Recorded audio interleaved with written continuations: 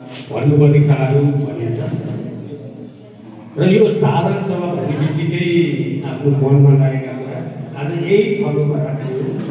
भोलिदेखि गएर चिया पसल बाटोमा गर्ने कुरा हुँदैन।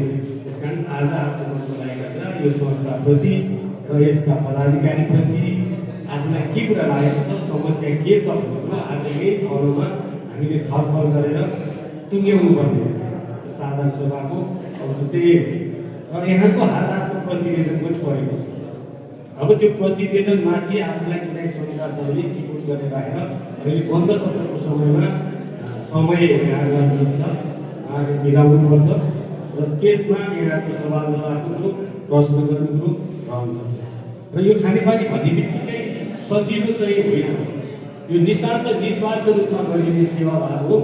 यसमा कसैको स्वार्थ हुँदैन, तल खाएर बस्ने पदाधिकारी सदस्यहरू हुनुहुन्न, कुनै पनि भेटेको छैन।